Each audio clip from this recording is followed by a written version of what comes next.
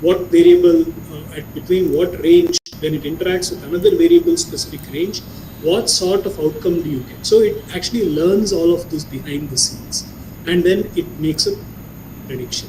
Once again, the same sigmoid rule and all of that comes into play. You can use there's categorical entropy, and there is binary entropy. There are multiple such ways by which you can eventually arrive at your prediction, but what you will not understand is basically what's happening behind the scenes, right? So that is something unique about deep learning neural networks. There is no explicit equation that comes out of it. It's basically the class that is eventually thrown out of it. But there are some advancements right now which allow you to visualize a deep neural network to see what's happening behind the scenes. You can rip off that curtain a little bit to understand what's going on behind the scenes. Google has invested time to actually go and unlock some of those secrets for us using some of their visualization tools. Right? So that's about neural networks. So if you look at it, classification models typically, if you get a problem like this, you will be looking to solve it in using one of these techniques only. So this is what is available out there, but it keeps continuously evolving. But the thing about classification models is it is not just about those two examples I gave you, where we spoke about default versus non-default in loans, fraud versus non-fraud in credit card.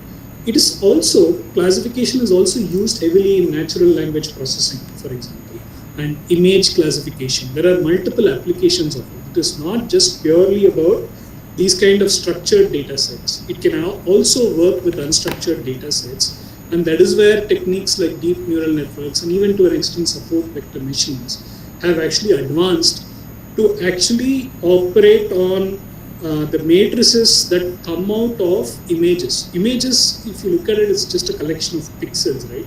Those pixels can be transformed into matrices, which can again be fed into these kind of models to arrive at classification results. So that's the kind of advancement we have had in the recent 10 years to 15-year period.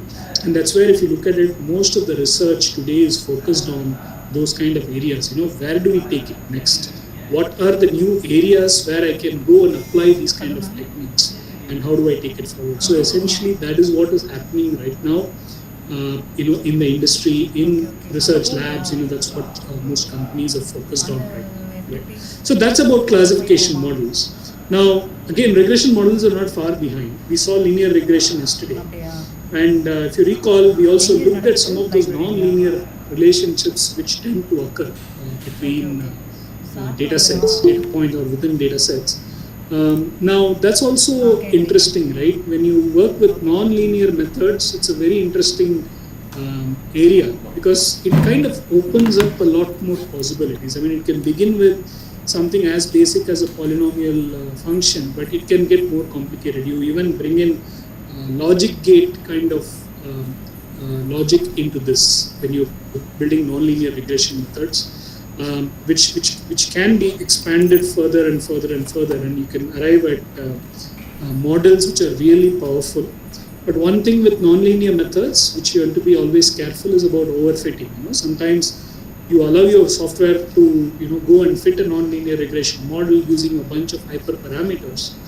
It can learn the relationship, but the moment you bring your test data set into play, things will become a little more complicated. So you have to be careful about that the whole train test part of it continues wherever you go. It doesn't matter what method it is, the train test part needs to continue. Right? The next part is tree-based. You can also use tree-based regression methods. I spoke about partitioning the data on the classification side.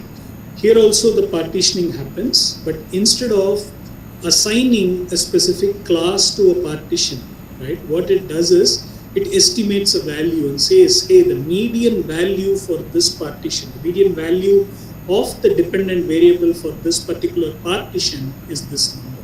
So that is how it makes its estimation and its prediction. So that's basically how tree-based methods work in a regression scenario, right? Deep learning neural networks also have regression techniques. Again, I don't know how many of you have worked with TensorFlow. There is something called as a dense layer in TensorFlow, which basically always gives you an estimated value. So that's a classic case of how you can use deep learning neural networks for regression problems, right? You can use a dense layer to make that prediction, and this is even true about some of the early work in neural network, like multi-layer perceptron, single-layer perceptron. Typically, you have a densely connected layer, and then the transformation function of that particular layer gives you an estimate, and that estimate is the predicted value for a particular observation or an input that you've given, right? So that's basically how deep neural networks also play a role in regression models. But like I said, it's important that you gradually increase the complexity. We always want to solve our problem with the simplest model that is possible and gradually increase the complexity.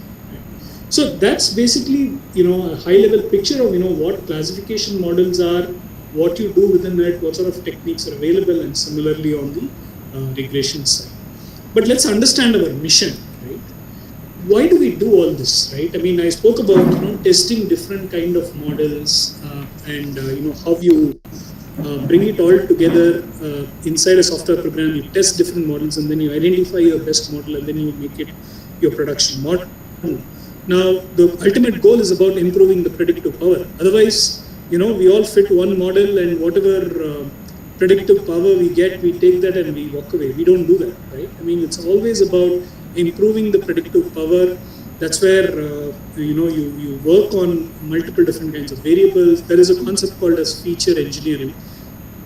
We spoke about data transformations yesterday. So feature engineering is also a form of data transformation, where you are deriving new features from existing feature space, which will be useful for your prediction. So that's the goal. That's the ultimate goal we are all after. Improve the predictive power of the data for a particular objective that we are after. So essentially, that's what we are after.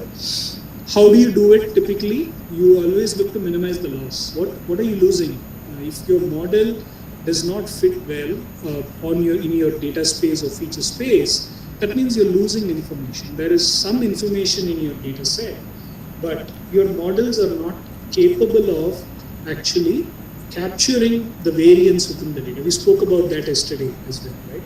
If it is not capturing the variance well enough, you will have loss. Right? So as you try out these different models, you'll always be looking to minimize the loss. We saw that function yesterday, mean square error, right? In regression techniques, typically what you target is, every subsequent iteration of a model, meaning by adding a new variable or trying out a new technique, you always target that mean square error. Am I reducing it, or is it staying stable, or is it increasing? If it's increasing, that model is no good. If it's stable across multiple iterations, that means that, that's what it is. I mean, that's the best accuracy you can get from that data, right? But if it's declining, that means there is something more you can try and see if it keeps on improving, and you stop at a point where it kind of flattens out. Right? So it's always about minimizing the loss. Minimize the loss to the point where you cannot minimize it anymore. So essentially, that is the goal that we are after in both classification and regression. Now, another important thing, I spoke about the fact that you start with something simple, right? It's always about reducing complexity. You don't want to have a very, very heavy model always. Right? You may have an independent feature or variable space of 300 variables. You can obviously fit a model with 300 variables. Today's computing power allows you to do that. But do you really need 300 variables, and do you really need such a complex model to be deployed in production, or even for research purposes? Do you need something as complex as that? So always look to reduce complexity. Always try to identify which are my most powerful variables that I want to retain. We saw regression coefficients yesterday. Likewise, there are other techniques like feature importance, etc., which can be produced even for classification techniques from decision trees, for example, which can be used to determine, hey, these are my 3-4 variables that are actually important among the hundreds of variables that they said. And you will just rebuild the model with that, something that is less complex, and you walk away. So that is basically what you have from a reduction of complexity standpoint. That's another goal that we are always after. In fact, this is the process, right? This is the flow of your work itself, right? You always aim to improve the predictive power. You look to minimize the loss, and once you minimize the loss, you have to then see, okay, am I using a too complex a model to minimize the loss, or this is a simple model that I can use? And then there is the trade-off between loss minimization and complexity. Again, that depends on what sort of environment you're working in. I mean, inputs from domain experts and all that will allow you to make a call on what goal you should be going for. Finally, and this is something that has started recently, right? Explainability of model, right? Especially with deep neural networks, where I told you that a lot of times you will not even understand what's happening behind the scenes. You'll get a prediction, and you will see that you have minimized the loss. You'll see that you have improved the predictive power. But if somebody asks you a question, okay, tell me how you did it, it'll be difficult for you to explain it, right? So today there is a lot of research happening on the explainability side. In fact, there is actually a philosophy that even we are chasing here in Dell, which is called as explainable AI. We are actually investing a lot of time towards it so that our own businesses can benefit from whatever models we are building, no matter how complex they are. Can we use explainable AI techniques to actually go and understand what's happening behind the scenes, go back to the business and explain how it's happening. And businesses and even research organizations find it easy to go and take action based on something that is easily explainable. Right? So these are the 4 main objectives that you're after when it comes to classification models or regression models. You need to go and chase these parameters. I mean, this is what you're actually after, right? With that, I pause to just see if there are any questions, and I'll take it forward from there.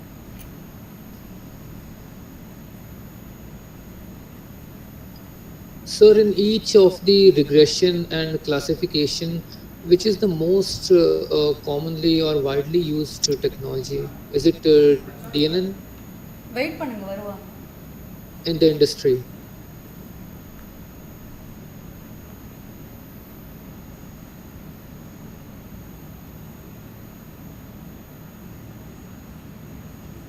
Was there a question? I'm so sorry. I suddenly dropped.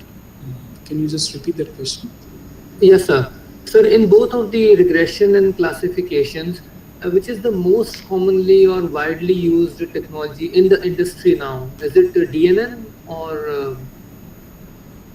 Yeah. So I mean, everybody wants to quickly jump into DNN. That's something that's popular. Everybody, they don't even try some of these basic techniques before trying out DNN. If you say popularity, yes, everybody, the DNN is the buzzword in the industry today. But honestly, anybody who has understood how this works, right?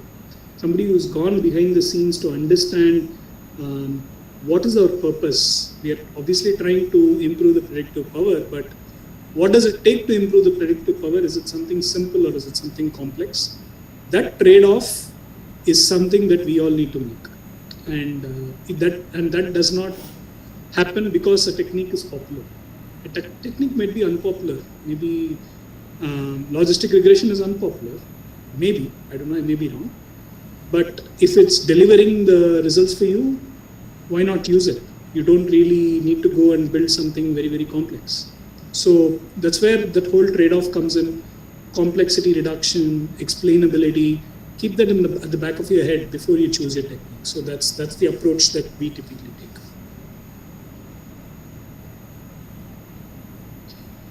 Did I answer your question? Yeah.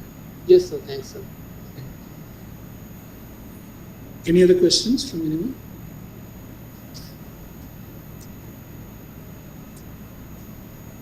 Okay. Let me resume my share.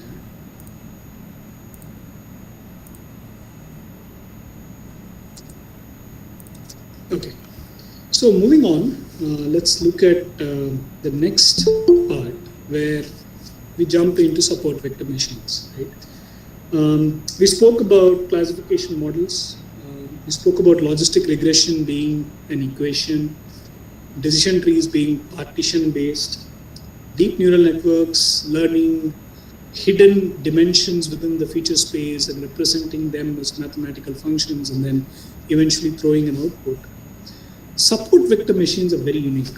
They bring a slightly different flavor to the table, right? In many ways, if you look at it, at the end of the day, it's very simple. The way the intuition behind it is simple. It's the eventual output is simple. They keep it that way. But where the complexity lies is what happens behind the scenes. That's what makes support vector machines a little complex to understand. Right?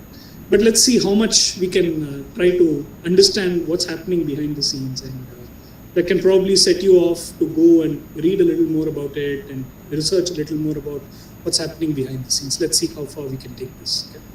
Now, again, I want to begin with this classification example. Right? We'll be dealing with mostly binary classification throughout. Now, if you look at this problem, there are two kinds of dots here. There is a white dot and there is a black dot. And let's say the problem statement is, hey, tell me how best I can separate and identify the black dot from the white dot. Right? I spoke about logistic regression. We can fit that. We can fit decision trees. We can fit all that. But with support vector machines, it's actually a little more simpler. What they're saying is, I want to draw a line somewhere in between these two so that I can separate one group from the other group. Right? It's a straight line that we're trying to draw. Right? Now, if you look at it, you can draw a line like this, or you can draw the line like this. The line can also be drawn this way. And all these lines achieve the same purpose.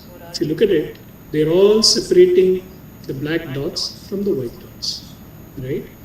So how do you draw the line? What is the best line to choose? That's basically the conundrum inside support vector machines and how we go after it and get it solved, right? So that's what we're going to be looking at as we move forward, right? Now, what is it that we're trying to do? Right? I know I used the word line, right? But it need not necessarily be a line, right? Here it's a simple case where there is one independent variable and there is a dependent variable. I can draw a line. Now imagine it's a two-dimensional space on the feature side, which means you have a 3D scenario. It's no longer a 2D scenario, right? So in such cases, you're not going to deal with lines anymore. You will have to deal with a surface or a plane. Right? I think most of us will be familiar with the concept of planes. Right? Planes are I will make a very rough statement here. It's a three-dimensional representation, mathematical representation of a surface. You can think of it like a sheet of paper. Right? One side of the paper has something, the other side of the paper has something. That's what is a plane. Right? So the aim in support vector machines is to basically identify that optimal plane that can separate one kind of case from another kind of case. Right? And here is where I'm introducing my first definition that we will be looking at repeatedly with support vector machines. Right? Now, margin. Right? Margin is basically the maximum distance between data points of the two classes. Which are the two data points? We are trying to find out something in that boundary between the two, right? This is an ideal scenario where the boundaries are well defined. You can see there is no white sitting here, somewhere here, or a black sitting somewhere here. It's an ideal scenario where the whites are well separated from the blacks. So the essence here is to find out the maximum distance between the whites and the blacks. And that is what we call as the margin. And the aim is to always increase the margin. Now I'll talk about how you arrived at that maximum distance in the next slide. But essentially this part here, this orange shade, essentially is what we call as the margin. Right? So I'll pause here just to see if there are any questions before I move on to the next slide.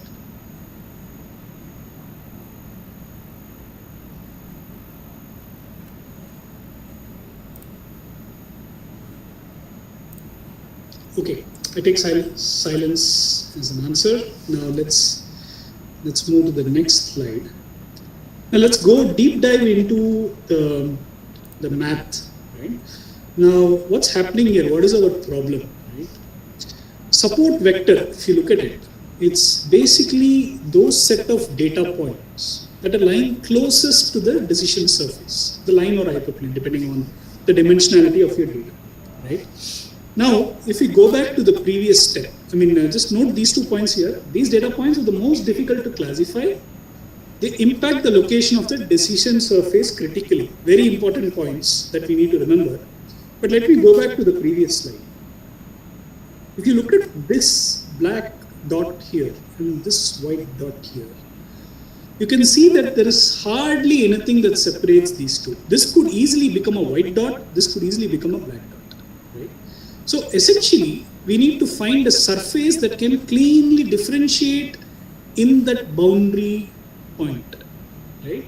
And essentially, this white dot and this black dot itself can act as those boundary points, right?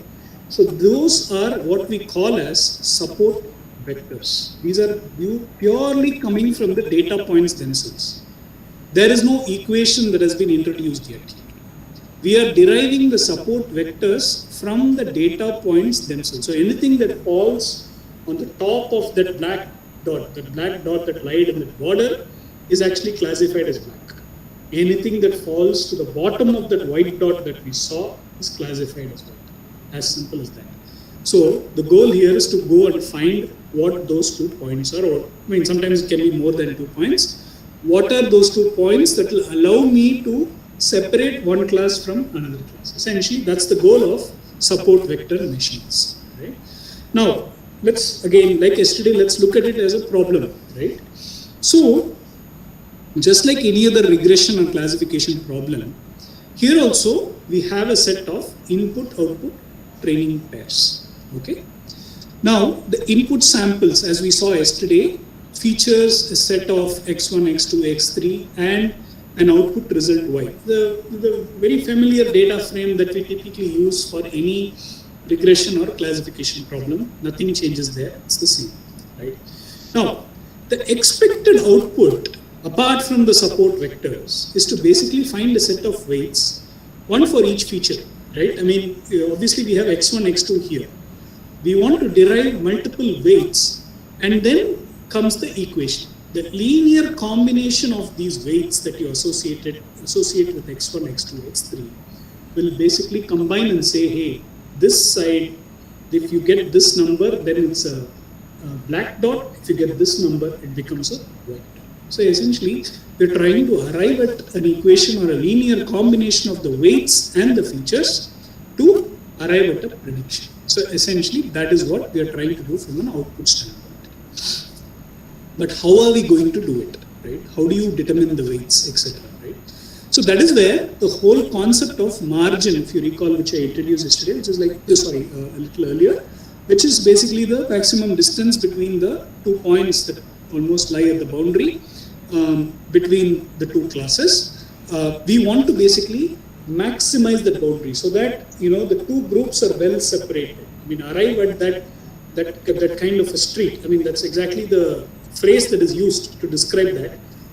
Show me a street that separates one class from another class. So essentially, that is what we are trying to derive here. Right?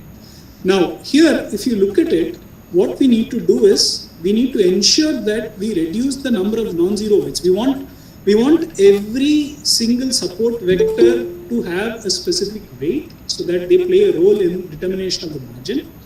And the other important thing about is basically these weights that we have correspond to the support vector. So essentially that is what will be our equation.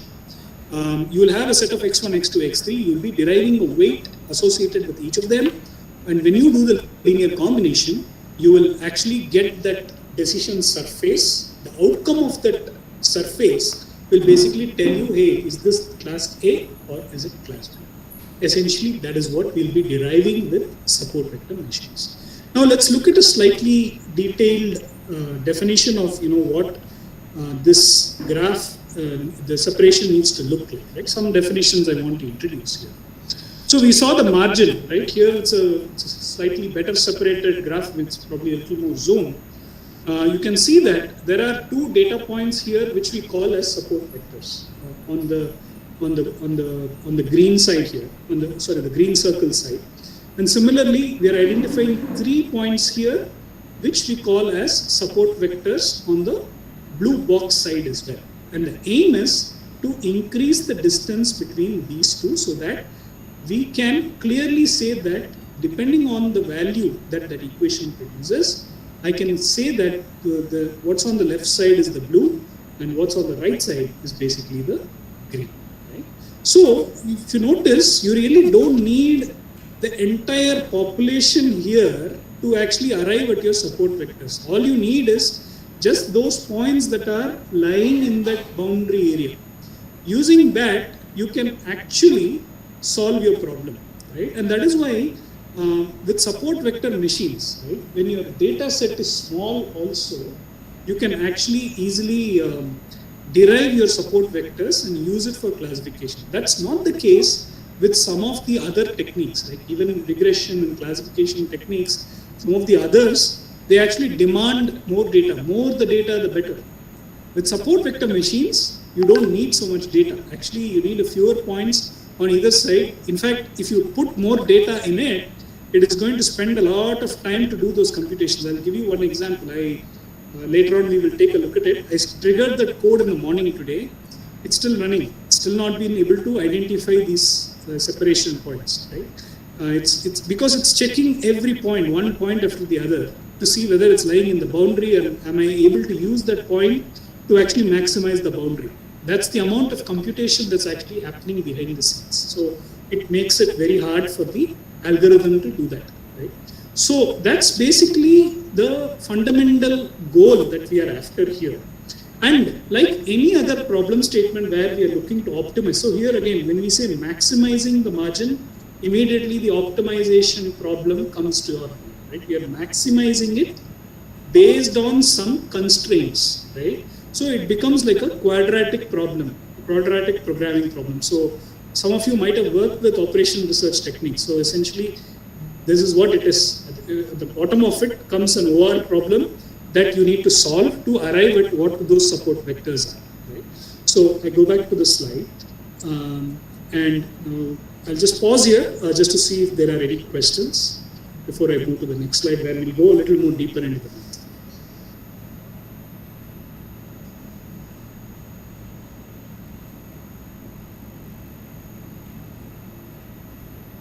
Okay, I take silence for an answer, and let's move to the next one. Let's begin with a simple 2D case, like I said, right? Now, what is our aim here? We need to find this line. Because it's 2D, it's just a line, no plane. We want to find a line so that if ax plus by, so the ax plus by is actually the equation of the line, if it's greater than c, so that c is basically something that's falling right in that boundary. If it's greater than c, then I call it as red. Right? Whereas if this ax plus by is less than c, probably this boundary point here, I call it as green. So essentially, if I solve for this, right, I will be able to identify what those support vectors are and use that for the classification. So that's basically the 2D case representation of it. Now, as we saw in that second slide, right, there are multiple solutions that are possible. There are several ways by which you can actually separate the lines. You can see here there are two cases where there's a yellow line which cuts across this way, there's a black line that cuts across this way, right? So, which are the points that actually can help influence it is basically what we need to determine as we move forward, right? Now, I spoke about this point, right? When you're working with regression or neural network techniques, you have to use all the points, right? Without all the points, you can't arrive at that equation which will help you understand, what's the underlying variance, and hence you have an equation that can actually solve the problem. That is not needed with support vector machines. All you need to know is, okay, what are my difficult points? Which are the ones that are lying in the border? If I get it right, I can start classifying. So that's the beauty of support vector machines. Right? So I know that I'm harping on this point again and again. Okay, this is very, very important because as we move forward, we will go into that optimization equation, how it works and what goes on behind the scenes. So basically, for that, I think this kind of a foundation is necessary. I think there was a question or something. I had yeah. Somebody has raised their hand. Do you have a question? Yeah. Yes. Sir, actually, what is the difference between the classification method and the SVM? Actually, we will get the classified data by the classification tool, classification methods when we are using. Then why we need to use the SVM? SVM is one of the classification techniques. Okay. Right? So the classification models are of many kinds. Like I spoke about logistic regression, I spoke about decision trees, I spoke about discriminant analysis, neural networks. This is yet another technique that's available to you. Right? And like I said, it's not enough if we classify using only one technique and say, hey, this is the best model I have, go implement it. It doesn't work that way. You always need to try out multiple techniques and identify which is the best technique that you can use to proceed further, right? So that is why we are introducing multiple techniques, and then you have to try it out on the data, identify the best technique, and move forward.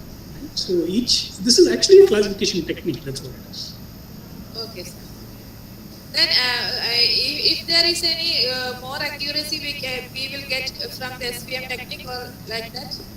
No, not necessary. Your support vector machine can also be a very bad fit, right? Only when you try all of these techniques and you play around with these hyperparameters, you will be able to tell, which technique is the best technique for me to use. Right? So that's something to keep in mind. No technique is a perfect technique here. I asked because I read many of the papers. In some of the papers they use the SVM. So. Got it. Yeah, I think then if you go do a search on deep learning, you'll find a lot of papers on deep learning, and all those papers you will see an application of deep learning, and they will be claiming that this is the best technique. Every paper, whoever is publishing it, they would have done their research, and according to them, they would have identified this as the best technique, and they will talk about it. But it depends on every individual problem. For one problem, logistic regression itself might be the best technique. You don't have to go further. But for another problem, you may need to introduce more and more complexity and then identify the best one. So there is no hard and fast rule that, hey, the moment you see a classification problem, go use SVM. It doesn't work that way. Thank you, sir. Yeah. Any other questions?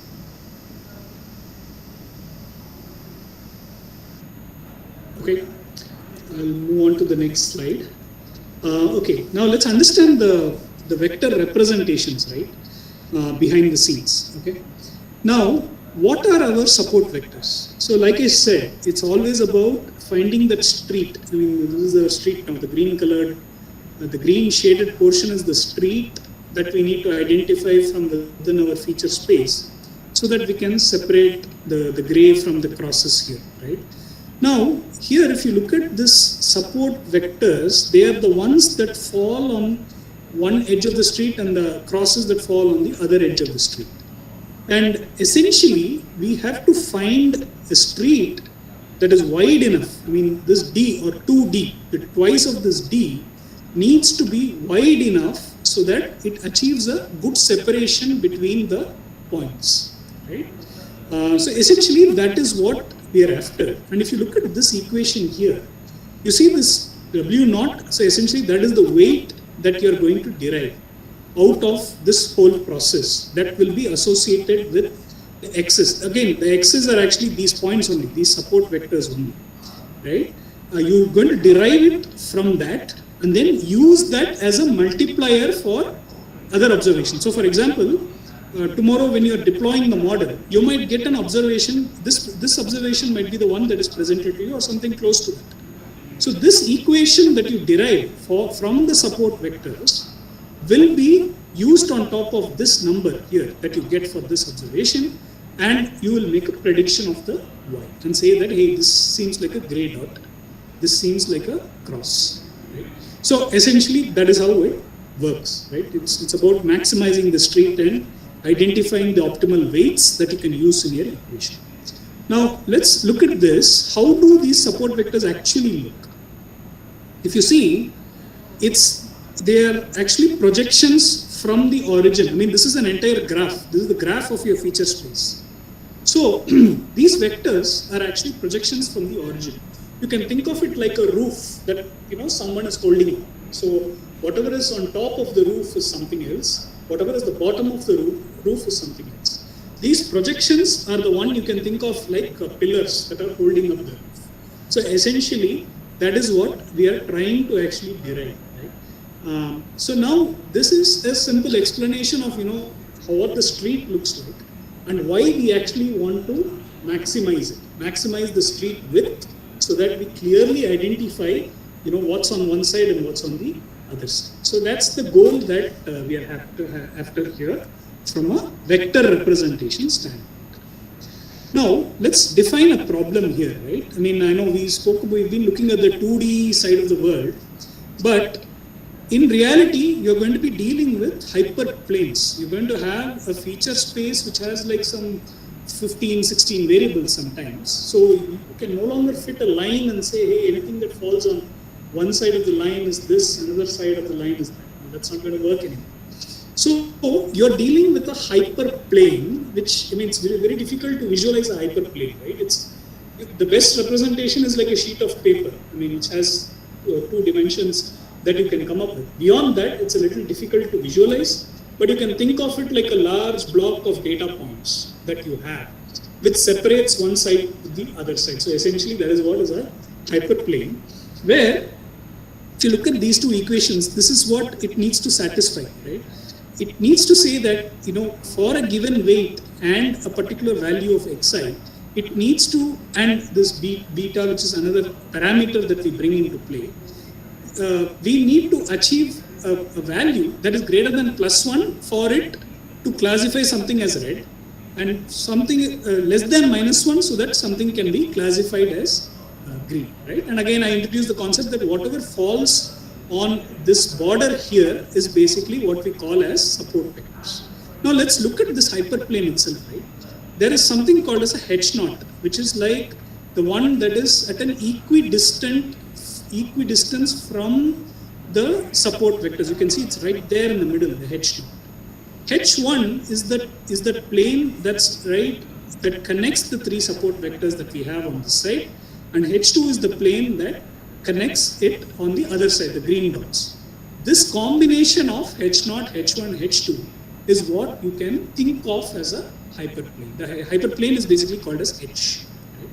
So essentially, this combination is what you call as a hyperplane. Right? Now, the aim is maximize this distance as much as possible so that you achieve a good separation. Now, there is an interesting fact about it. You would have probably guessed it from this itself, right?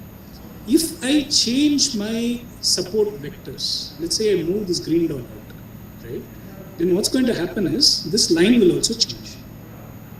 Whereas, if I move one green dot somewhere here, right, this line will not change. So that's a very, very important fact to remember. So that is why the optimal identification of your support vectors becomes very, very essential in support vector machines. If you are not able to find the optimal support vectors, that is when misclassification begins, right? And to answer your question that you had, right? I mean, is support vector machine the best model every time? No, it's not possible. Sometimes you may not get that optimal representation. Then you can't use support vector machines, right? So that is where this is important. You have to identify the optimal set of support vectors to make your support vector machine successful. Right? Now I'll just pause here. I think the technique is, again, we are just building up the complexity gradually. But so far I hope the concepts are clear. I mean, in terms of what we are looking to do. Remember the street. We're trying to widen the street, right? I mean, we do it always in our highways, right? We want to widen our highway by cutting trees. Think of it like that. That is what we are trying to do, right? So any questions here before I proceed?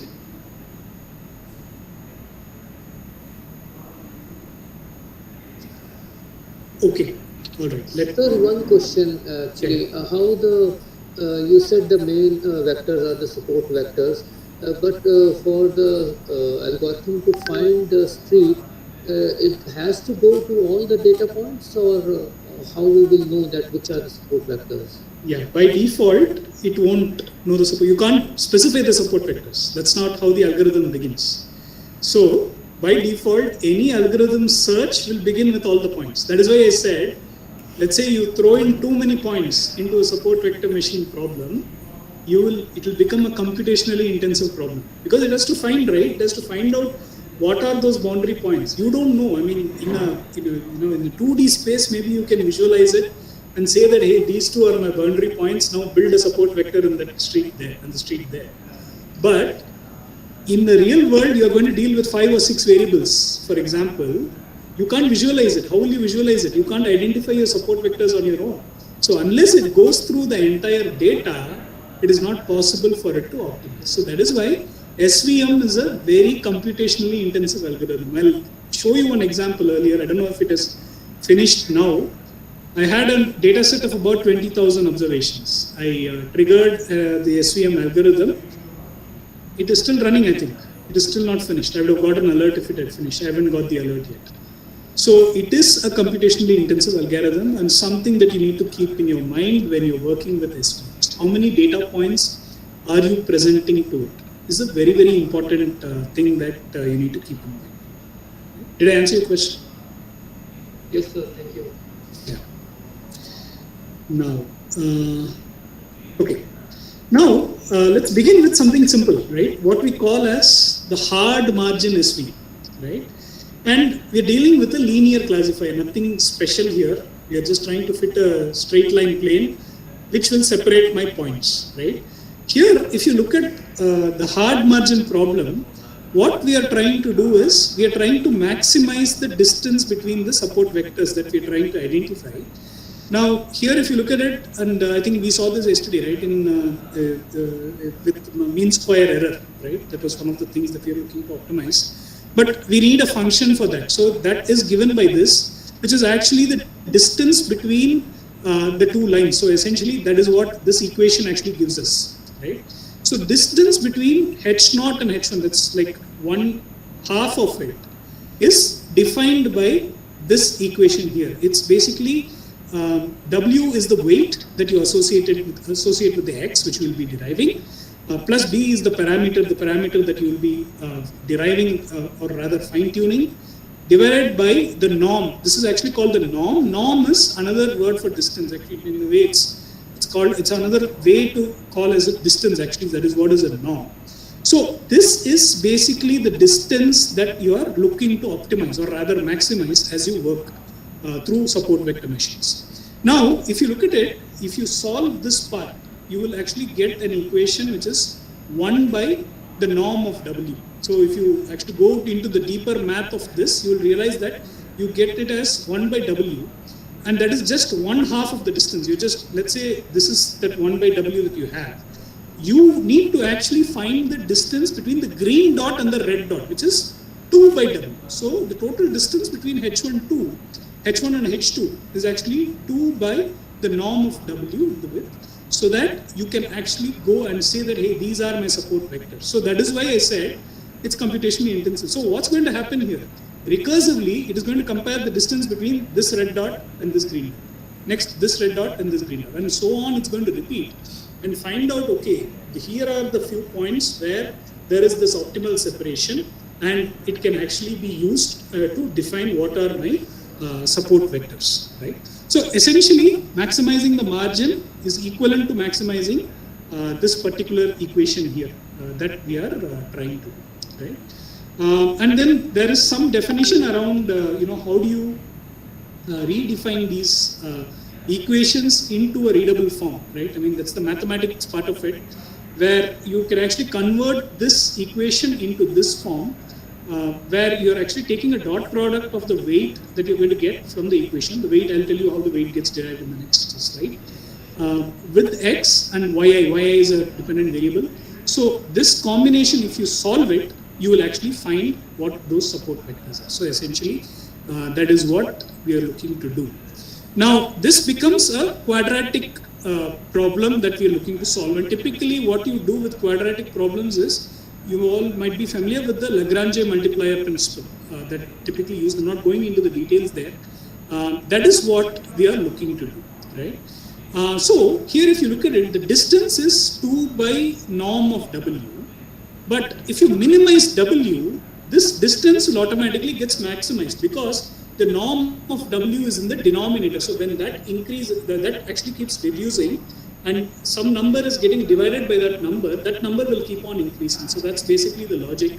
So what was originally a maximization problem has now become a minimization problem. So in OR, if you look at it, minimization problems are slightly easier to solve because they become a little constrained. Unconstrained problems like maximization become a little more challenging to work with. So that is why we are converting it into a minimization problem and we solve it.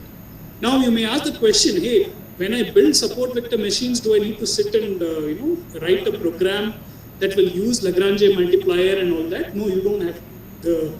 The software that, the different kinds of software that we have out there, this logic is already built in.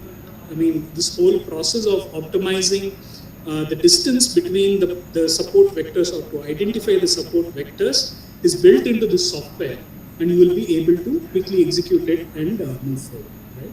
So that's basically what's happening behind the scenes to actually arrive at what is the W. The W will be one of the output that come out of it, and what are my support vectors. So eventually you will get an equation which will look like Ax plus By only in the end. Ax plus By equal to C.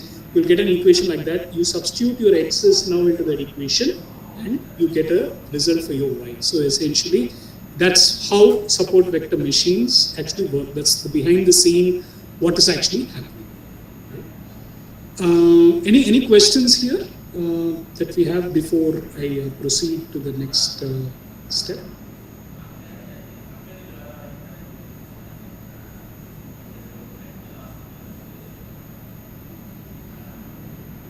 So since this is a hard margin classifier, if in case our data is not linearly separable, it will not end up having any solution, right? That is correct. Go for soft margin. Correct. That's the next step. I'm going to talk about soft margin, and soft margin is what we will use always. Because it's very difficult to find that perfect optimized weights and support vectors always. You will always see something straying this way, that way. I'll show you that example as well. Now, any other questions before I look at the soft margin? Okay. Let me introduce the soft margin idea, right?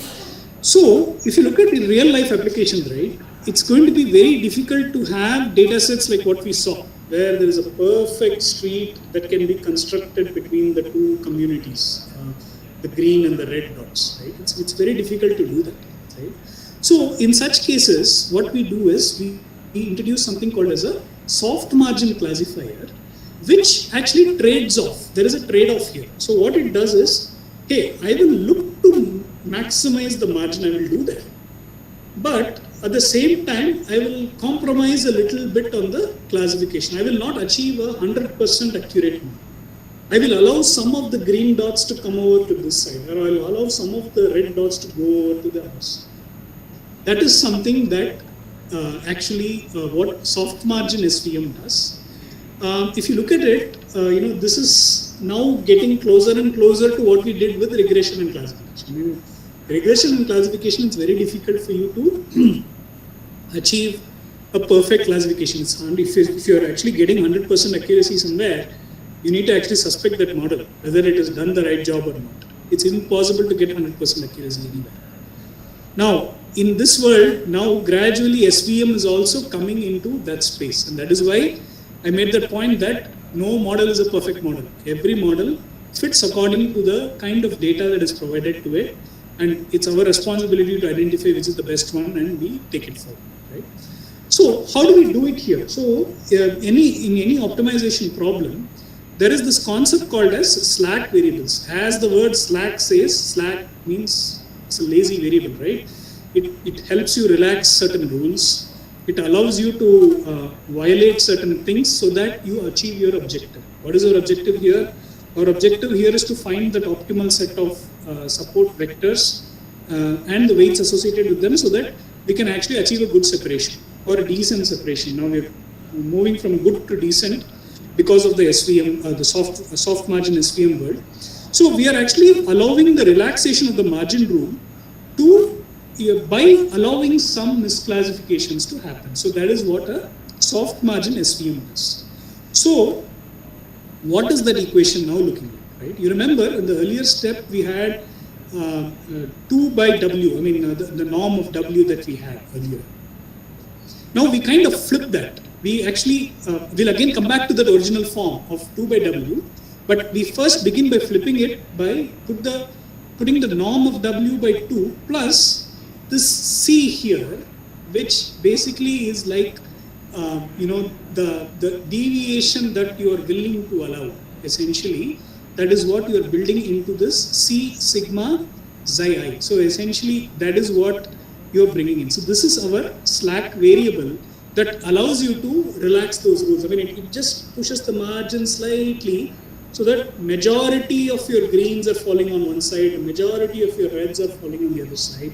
Some points are overlapping, but you still accept it. So essentially, now your optimization problem, apart from optimizing the W, you also look to optimize the C and the Xi, right?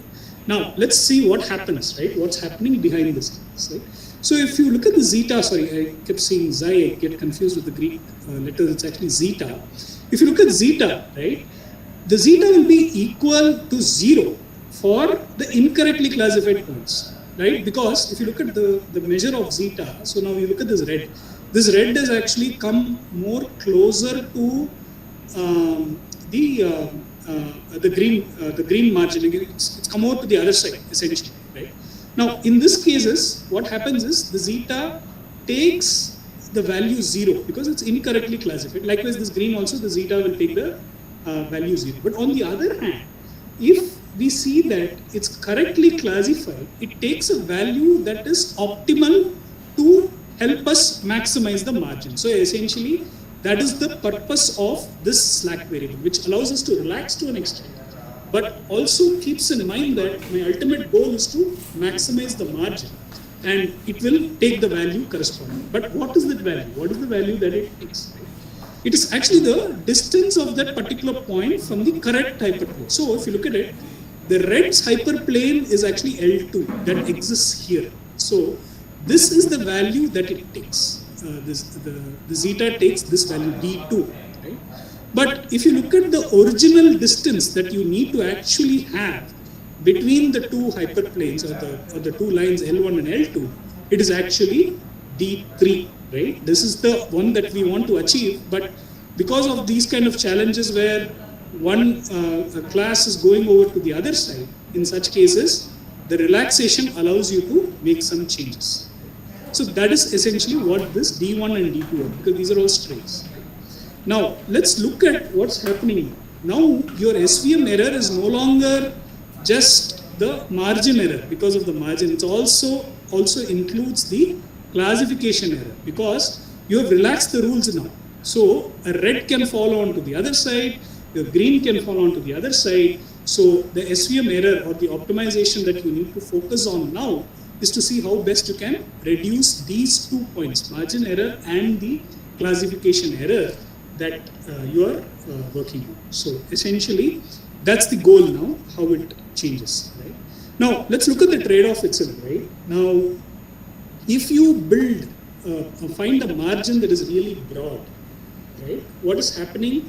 You will notice that you are achieving, there are a fewer greens which are falling on the other side. There are 2 reds which are falling on this side. Whereas, on the other hand, if you make it too tight, what will happen is, you might get a new data that probably falls somewhere here in this gap. And what will happen is, it might actually be a red, but it will end up getting classified as a green because it's falling on the other side. Right? So that is basically the trade-off now. You need to decide, okay, do I want to have a strict margin, or am I allowed to relax the margin and allow a few misclassifications so that I achieve at least a basic level of accuracy from where I can actually go and sell my model, right? Essentially, that is the goal that we are after. So this is the trade-off. and we need to decide, which one works. And if you look at most of the algorithms that we have today, I don't know, many of you might be familiar with grid search CV. You have multiple hyperparameters. We'll take a look at that example also. Multiple hyperparameters which allow you to play around with the values of your C and your zeta to actually arrive at, okay, what is that optimal distance, what are my hyperplanes, so that I can achieve a good separation between the 2 points, right? Now let's look at this, right? Now if you increase C, which is on this side, you are going to decrease the classification error, because what is happening is you will be compromising a bit on the margin width, which will actually allow some misclassifications, but always you are on the safer side. I mean, you are reducing the classification error. But on the other hand, if you are decreasing the C and you increase the margin, I'm sorry, I think I gave the wrong representation. If you're increasing the margin, in such cases, what happens is you will start seeing some reds falling over to the other side. You'll see some greens falling over to this side. Here it is a little more strict. I mean, you are actually decreasing the C. It's a little more strict, so there is a risk of some more misclassifications happening when you actually deploy the model. So that is what happens when you deal with a stricter C, actually a lower value of C. So that is basically the trade-off that you will be dealing with. Again, today's software programs you don't need to fret too much about it. It actually happens through the program. You have to substitute the various hyperparameters that you want to try out for C and zeta. Those are actually the inputs that you give to the program. It automatically tests that behind the scenes, right? And then it tries to tell you that, hey, this seems to be the best C and this seems to be the best zeta that's achieving the optimal separation and lowers my classification error. Ultimately, you want to reduce this. You want to minimize the SVM error, essentially. So that is that's the goal you're after. And by trying out various values of C and zeta, you actually achieve that goal, right? So I'll just pause here just to see if there are any questions, and then we can continue.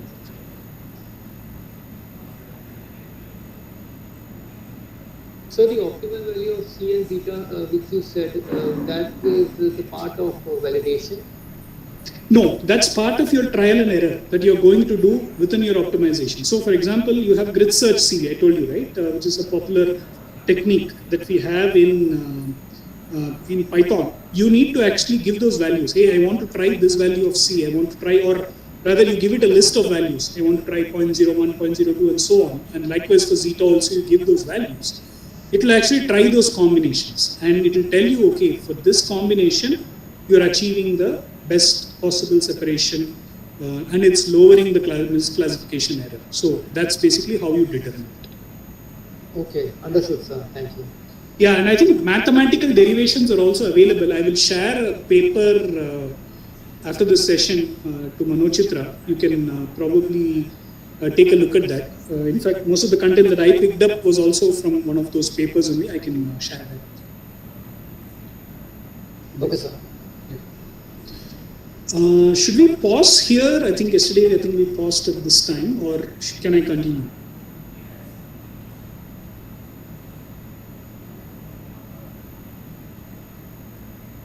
Should we pause here for a break, or what should we do?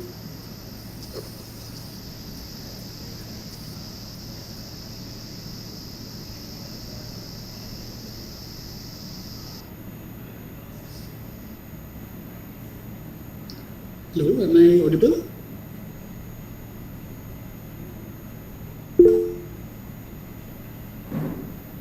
Okay, we take a break now for 15 minutes, is that right? Okay, all right. So we'll connect back at 11:30 and we'll resume. Okay, sir. Okay, thank you.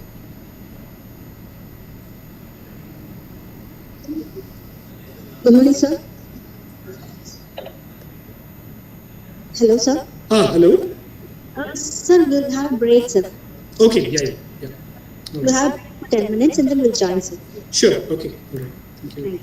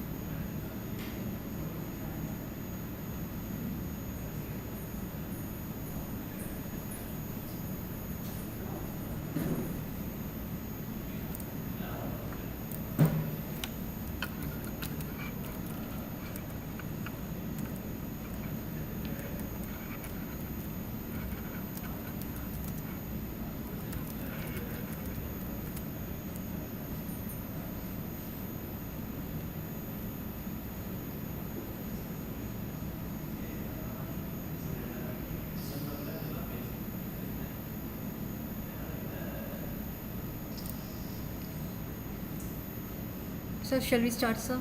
Yeah, okay. Yeah.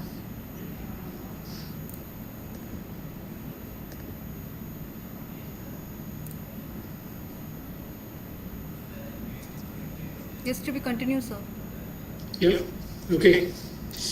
All right. So we looked at linear SVMs largely until earlier, and we also looked at the whole conundrum around finding the support vector vectors for the support vector machines.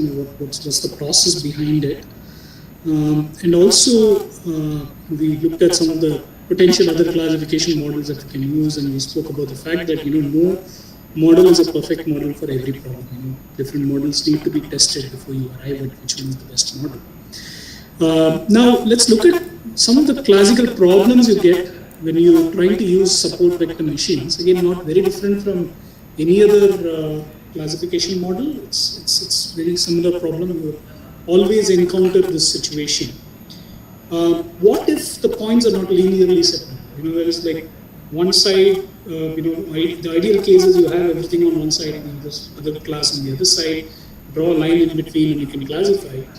But it can be so easily possible that things can get really ugly, can get mixed up throughout. In such cases, are support vector machines good? Yeah, maybe in some cases they are good. Some cases it becomes very, very, very computationally difficult, and that leads to overfitting a lot of times because it has to find those very complicated structures or boundaries or support vectors which can help you separate from one class to the other. Non-linear SVMs are an attempt at simplifying. In some cases it doesn't work always. In some cases, in some patterns that it's able to identify, it will be able to quickly fit a model and then give you something that is usable. But that may not be the case always with SVMs. SVMs are a little tricky on that front. Now let's look at non-linear SVMs. How they work. Right? So imagine if we have to use a linear SVM on this graph. Where will you fit the line? Can you fit it here? Can you fit it here? Can you fit it here? No, because there is a clear difference in the way this data itself is structured. You can see that the red is almost got some kind of a circular representation, and it is fallen amongst the greens. It's kind of mixed within the greens. There are even far worse representations. You might find a red sitting somewhere here, a green sitting somewhere, in the middle of the red, and there can be so many such possibilities, but this is somewhat okay. It's a little neater. So how do you handle these kind of problems? That is where the nonlinear SVMs come in hand. Now, yesterday we spoke about transformations, right? Data transformations, where we said that something that is not linearly related, two variables which are not linearly related, can become linearly related if you transform the data. Okay? So here in this world, what we are doing is we are actually applying a transformation using something called as a kernel. Right? In fact, in the SVM language, it's called as the kernel trick. So what we do is, before we build our model, before we go and try to find those support vector points, we actually build something called as a kernel function on top of the data, so that it is transformed to a different feature space altogether. So in this particular case, I think we have applied a radial function. Radial is a circular function, right? Radius associated with a circle. Now, if I fit a circle on top of this data, can I actually optimally identify my support vector points? Right? And it seems like I can, right? In this particular case, I'm able to actually tell what my boundary points are. So for example, in this case, the green boundary points would probably be this and this, whereas the red might be these two, and probably this one and this one. So using that, I can actually now draw a ring around it and say anything which falls on that ring and within it is basically a red. Anything that falls outside of it becomes a green. So that's what we are arriving at. But if you look at it, what does that transformed surface looks like? Till now, we have been dealing with straight lines, planes, and all that, which have a straighter dimension. It's not like there's no curve there, right? Moment you start bringing in complex kernel functions into play, your decision surface itself changes. It's no longer a flat surface or a flat looking surface. It can also be a surface like this, which is slightly bulged up, right? You can see this is a perfect Gaussian representation of some kind of a bivariate normal distribution or something like that. You will find that these red points, which were actually sitting in the middle and mixed along with the green, now have kind of popped up to the top because of this transformation that we applied. So now it is easy to draw a plane around. Now you can see this Bayesian surface is now much easier to say that, hey, anything that falls above this plane is now can be classified as a red. Anything that comes below it, it's basically becoming a green. And remember, our support vectors have projections from the origin. So here again, you will have projections that are emerging from the origin to the support vectors. Once again, if you see the support vectors here, it's probably this green line here, the reds here. I mean, these are all probably the support vectors. But one thing you'll notice, it becomes a little more complicated. It's no longer representable with 2 or 3 support vectors. It's not a line anymore.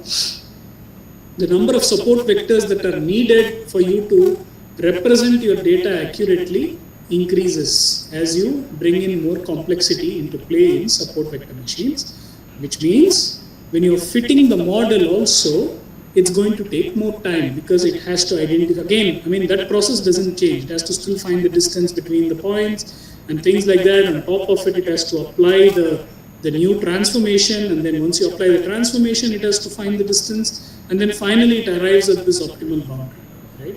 So that process makes it a little more complicated. So you will notice that even when you are hyperparameter tuning with your software programs, you will notice that the more the hyperparameters that you give for the various different kernel functions, there are multiple kernel functions, I'll talk about that.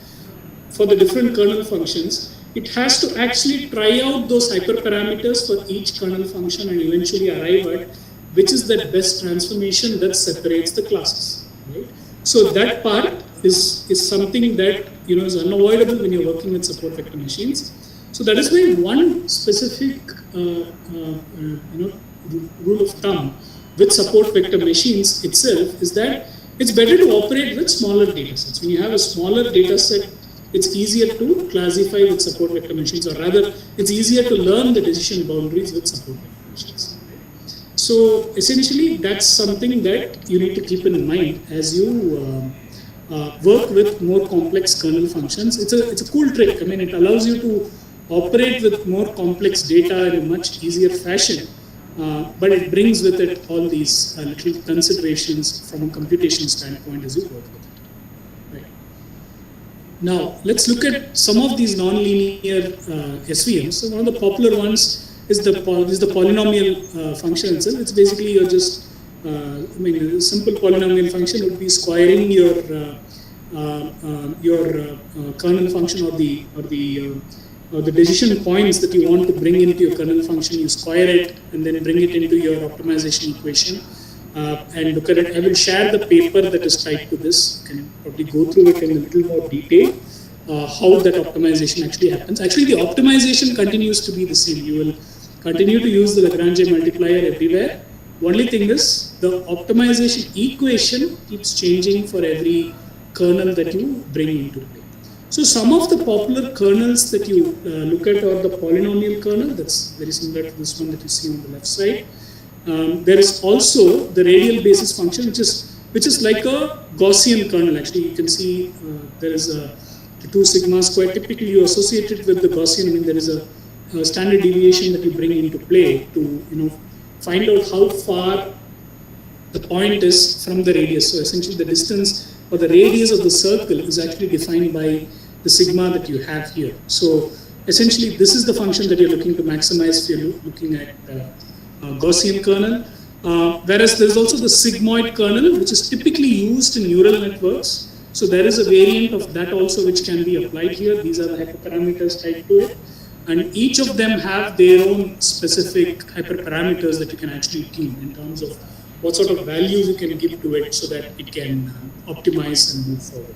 So these are some of the popular nonlinear SVMs that are available out there. Better to use them only if your data is really messed up, right? Because it can be very complicated. I'll show some examples of how SVMs can become very complicated, especially if the data structure is complicated. We'll take a look at that as well. So with that, I'll just pause to just see if there are any questions and then move on to the next.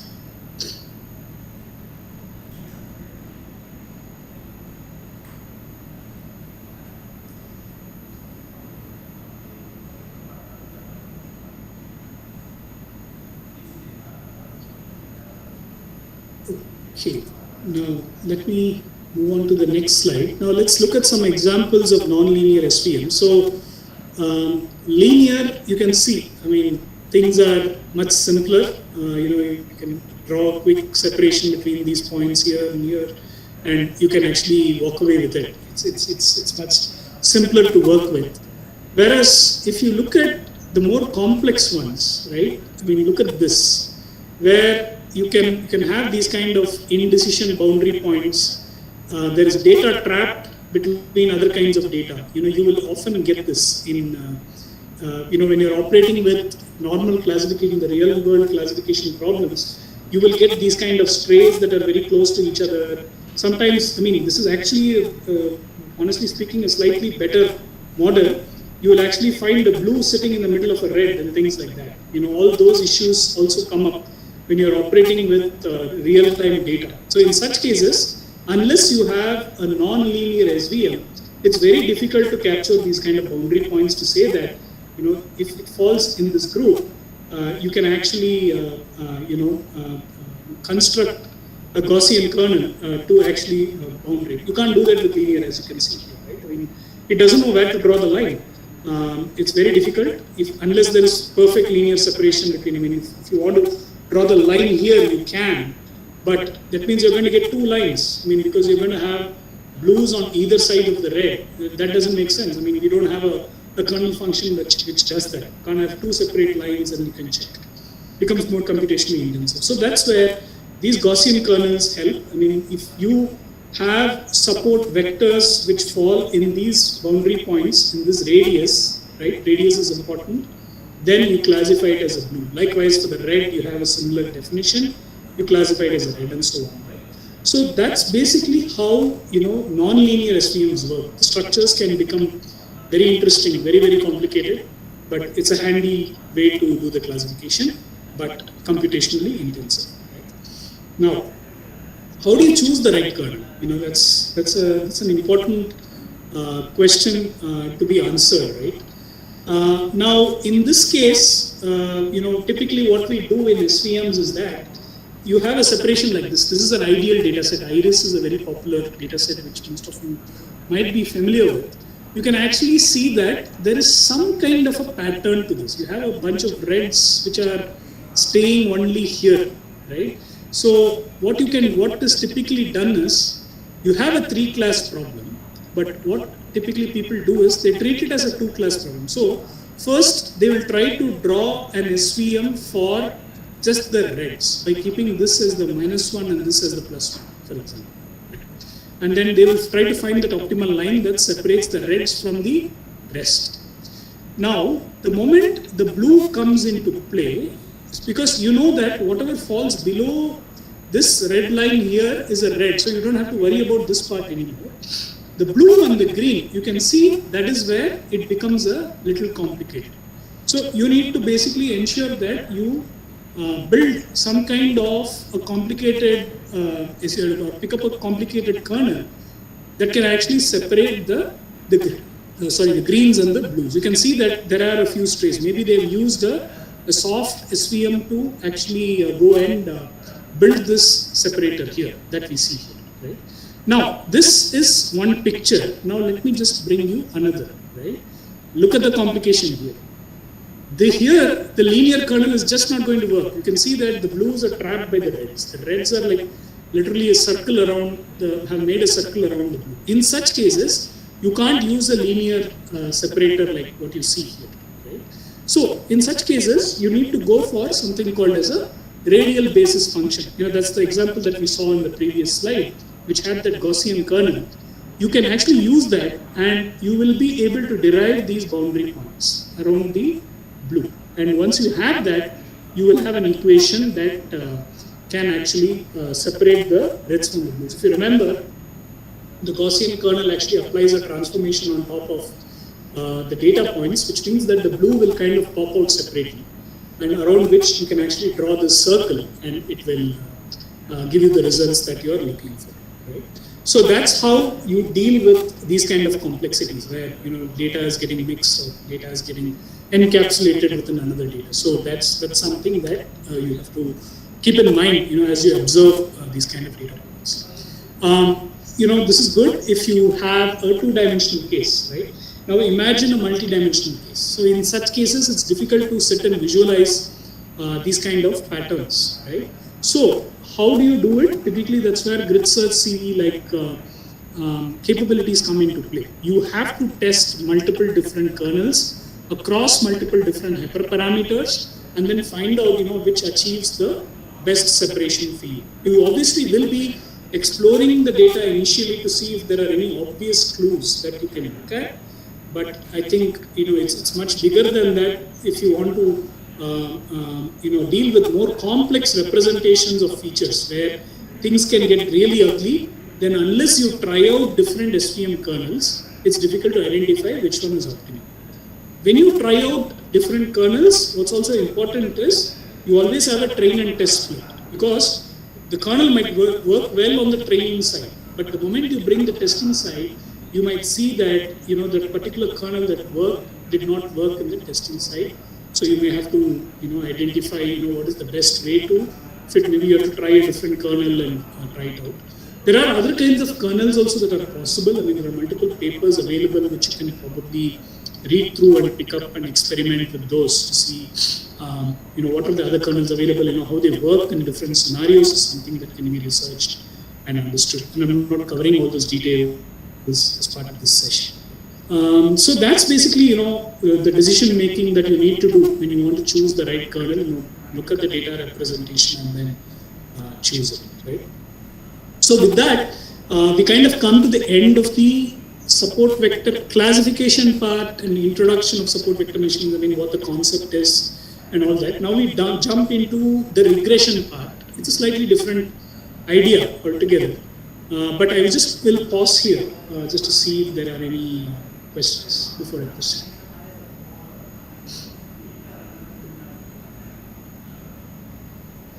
So, practically, I think in the industry, every time the data is very highly multi-dimensional. So, do you directly jump into radial-based kernel, or you try some other kernels? See, I think it's a good question. The thing is, what we will do is, we will obviously try, if we know that there is complexity behind in the data. Let's say you explore 2 or 3 variables and you realize that, hey, this is really hairy.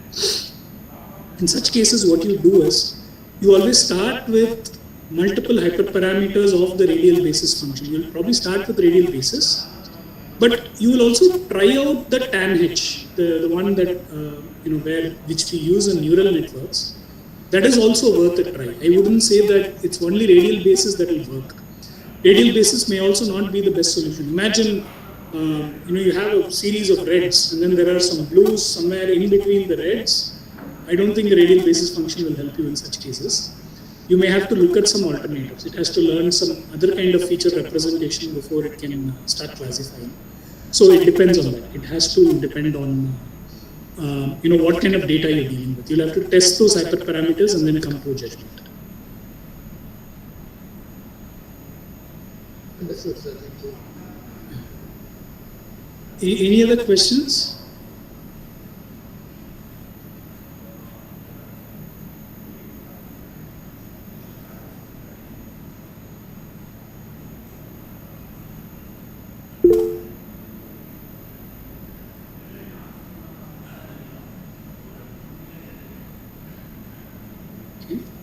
All right, now then let's move into the special case of support vector regression. Right, we have so far seen mostly classification. So with regression, again, it's an interesting concept, right? Here, what we did with classification was to find out which is the best margin or the optimal margin that will help me separate one set of points to the other set of points, right? Now, in this case, it's a slightly different topic, right? What we want to do here is, we want to ideally, remember, in the regression world, you're actually trying to estimate a value. You need an equation that will tell you that, okay, given these set of x's, this will be actually the value that you will get if you substitute the x's onto that equation, right? So you need to get a point estimate, right? So in this world, what we are going to do is, we will continue to apply the same process of decision boundaries and all that remains the same. But here what we are going to do is, we are going to find a hyperplane that captures the maximum number of points. Again, you can't say that, hey, I will build a hyperplane that covers the whole surface. That is not the point. What is important is, it learns what is the underlying representation of the data, because at the end of the day, even with regression, it needs to understand what those variables, what those features actually represent, how they impact the dependent variable. That process continues as it is. So it needs to find an optimal point so that from among the x's, which are those points that will be useful to me to derive an equation. It needs to ensure that the underlying distribution of the data is actually captured by this hyperplane, so that the equation that comes out of it can be used for future predictions, right? Now, if you look at it, the representation itself, you remember the decision boundaries that we set up earlier. We wanted to have support vectors that fell exactly on the boundary to define the decision boundaries that we want to sweep. Now, in this particular case, you want to actually find the points to be within the decision boundaries. I mean, you need the optimal set of points. Let's say there are 4 points here. These optimal points are actually capturing the underlying variance for the rest of the data. There is going to be data falling here as well. In these areas also, you will have data. But it is enough if I just look at these 3 points and arrive at my weights using that to actually classify my, use it in my equation for predictions, right? So that is essentially what we are trying to do here. So this margin here that you will see will be expanded gradually so that it captures the maximum number of points that are essential for it to capture the underlying variance and use it for prediction. So that's how the goal changes. Remember, in the classification world, there is no points here. All the points have to lie in the boundary.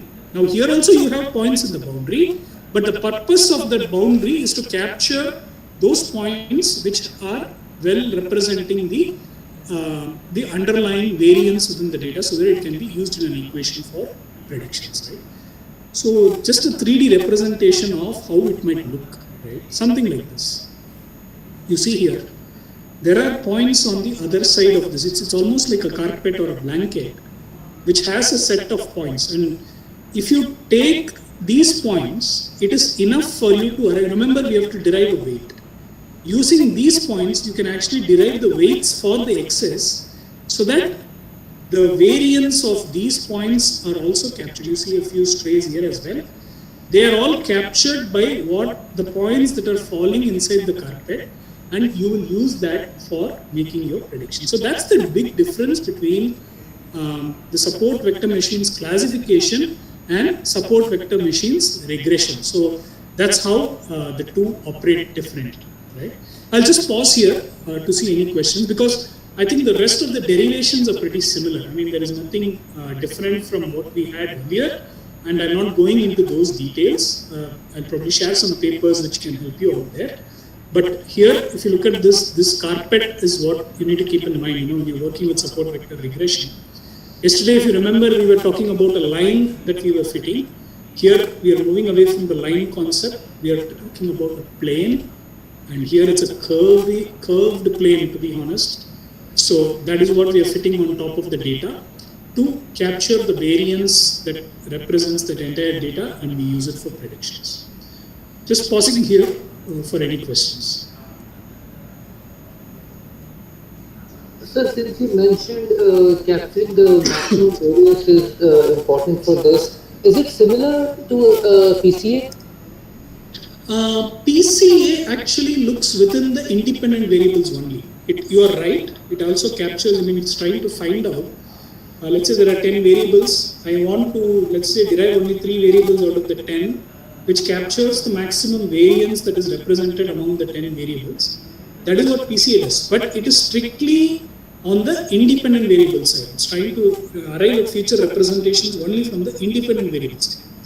Here, these points that you see here, they are actually best representing on the dependent variable side. These are based on the independent variables, but they need to have the power sufficient enough to explain the variance on the dependent variable side. So that is the difference between PCA and SVR actually, right? So that's actually an unsupervised technique. This is a supervised technique. Here there is a Y. The Y is actually controlling what points are falling inside the blanket, right? So that's the difference between them. There it's purely dependent on the correlation structure. Here the correlation structure is important, but it's more about, you know, how well that captures the variance on the Y side. Right? That's a difference.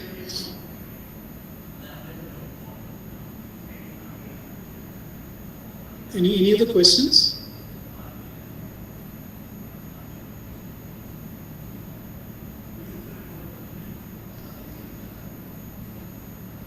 Okay, all right, let's move on to the next and probably one of the most interesting topics, the SVMs. This is actually used in multiple industry applications also, right? So we saw the case of binary classification, right? 2 different classes, and we were able to drive it, right? Now, with one class SVMs, your model training itself will happen on only one class, right? You won't have 2 classes shown to the model, right? Let's say you remember at the start of this discussion, we opened with that fraud versus non-fraud, right? Now, imagine you training the model purely on the non-fraud. That is possible, right, with SVMs. You have to basically identify a margin or the boundary points that define what is non-fraud. That's all you need to do, right? So basically, you think of a huge representation here.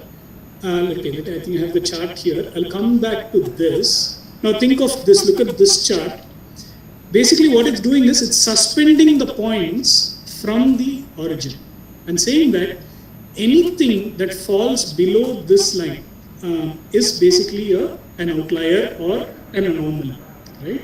So that is what a one class is doing. The model itself is not shown what is an outlier. It is only shown this part. So it only learns the feature representations of this part and identifies the boundary points, right? And then anything that falls outside of this is basically an outlier which needs to be studied, right?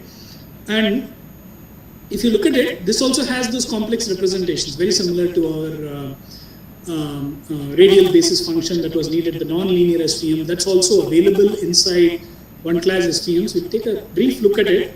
But if you look at it behind the scenes, if you remember, we had our earlier equation where we introduced the slack variables and which basically allowed us to optimize that maximum distance. All that continues to remain. You still see the zeta here. But we have also introduced a couple of new parameters here. There's a rho and a dou here, which is also coming into play, which basically helps you identify this projection. Essentially, how far is it from the origin? So it's about finding what those parameters are. What is that lower bound beyond which you classify something as an outlier?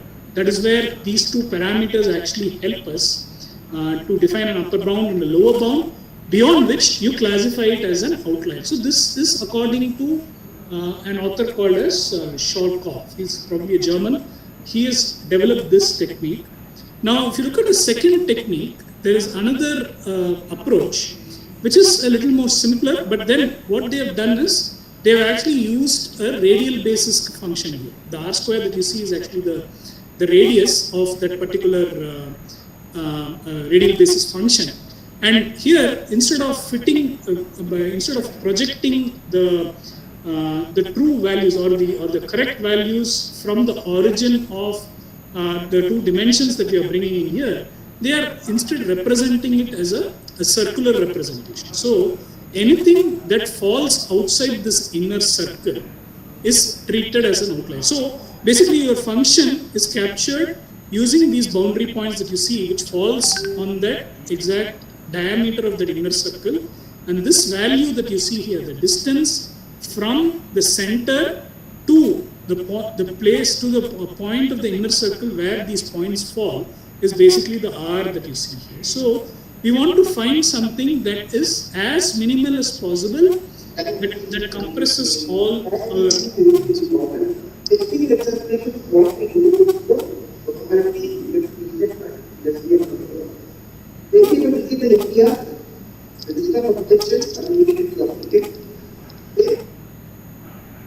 I'm sorry.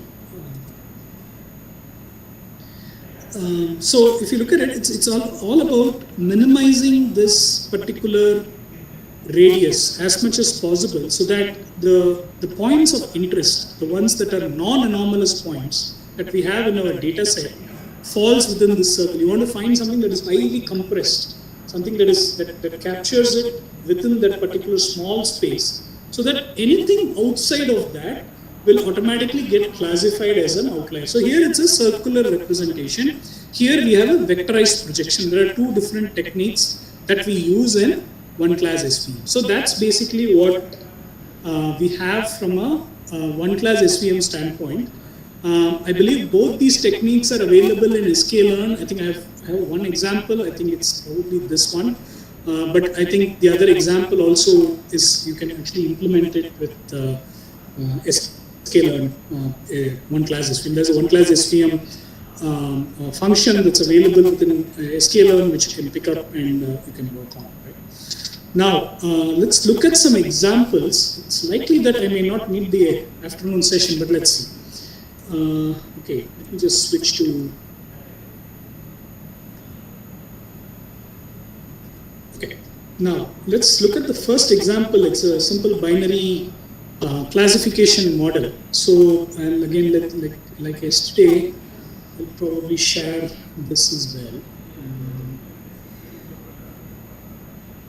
Again, these data sets are commonly available.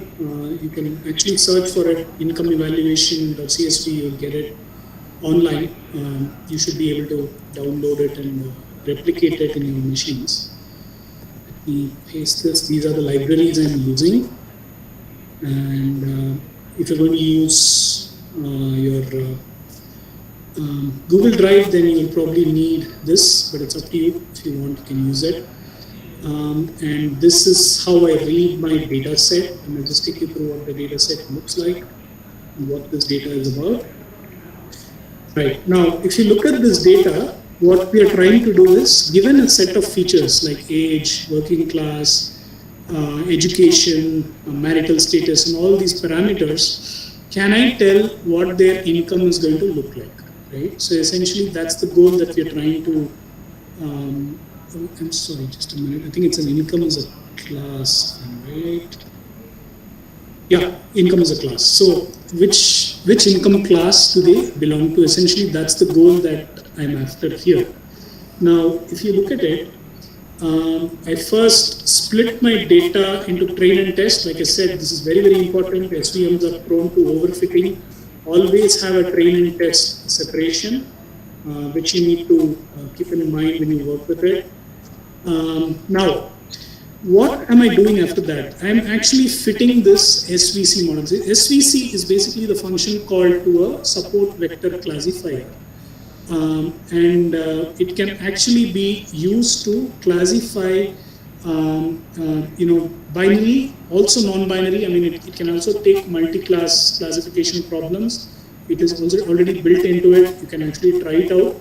Now, in this particular case, if you see, I have actually fit a simple SVC model. I've retained the base SVC model that we have. I've not done anything fancy here. So if you look at my accuracies, it's about almost 80%. The training score is 80%, the test score is 80%. So essentially, that's something that you need to actually look at when you observe. So this is what tells you whether there is any overfitting or underfitting in your data, right? So this is what eventually helps you make the decision around whether you need to, choose SVM as your favorite model, or should you choose something else as your favorite model. So essentially, this is the decision that it makes. Now, the interesting thing about accuracies is, if your data is imbalanced, accuracy is probably not a good measure. You may have to look at something like an F1 score and all that, which again you can derive from sklearn. Sklearn has an F1 score option as well. So that's basically what you do from a train score and test score standpoint, and it's a very important part of your decision making, right? When it comes to classification models. Now, here is the example that I spoke about, right? Look at this particular data. I have a certain number of observations. Let me see. Yeah, there are 32,000 observations in this data set. And this was triggered just before we started this session. And you can see that the hyperparameter tuning is still not finished, right? That's how intensive it is. I mean, it has to try out all these combinations across all these data points, and then find that optimal margin separation and find that equation that you can use for your prediction, right? So that basically takes a long time if your data set is big. So the thumb rule is always try to keep, if you want to apply SVM, try to use a data set which is less than 20,000 observations. That's one thumb rule that we typically use. Now, if you look at it, you remember our equation which had a C in our the optimization that we are doing with the soft boundary kernel, where we were actually using C as one of the hyperparameters. That's basically being tested here. I mean, these are some of the parameters that I was actually testing. And what is it doing? It is actually using these different kernels to test the C, right? And I think C is applicable to all of these kernels. But what is not applicable to all of these kernels is gamma. Gamma is applicable only to RBF because gamma represents the radius. How much of a radius do you need? So that's basically something that only RBF uses. Degree is, and by the way, gamma also represents the curvature that you want to achieve. So higher the value, greater the curvature, lower the value, lower the curvature. I think at 0 it becomes like a straight line. So I think that's basically what gamma represents. Degree is another hyperparameter that you can bring into play, which again adds one more layer of complexity to your equation that you want to do. But you won't believe it. I mean, I'm just not even training across all these kernels. It's just one kernel with degree 1 with a C of 0.01. It's still not finished. So you can understand how complex it is to build these SVM models on large data sets. It's basically about the size of the data. That's what SVM, it's one of the biggest challenges with SVM, something to keep in mind. So this is an example of an SVM classification model. Let me paste this as well. You can try it out. Now, the next one is an SVM regression model.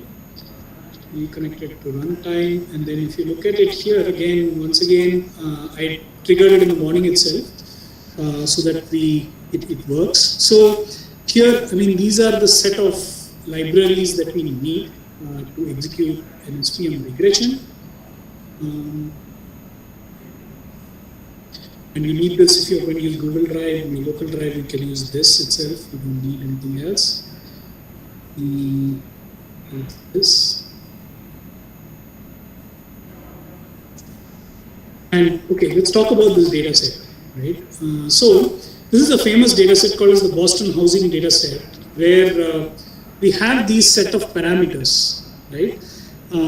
And the question the user is asking is, hey, tell me, can you predict what will be the median value of house or median price of house given these various parameters like age of the person who has bought the house, what is basically, where is it located? I mean, there is some information around that also.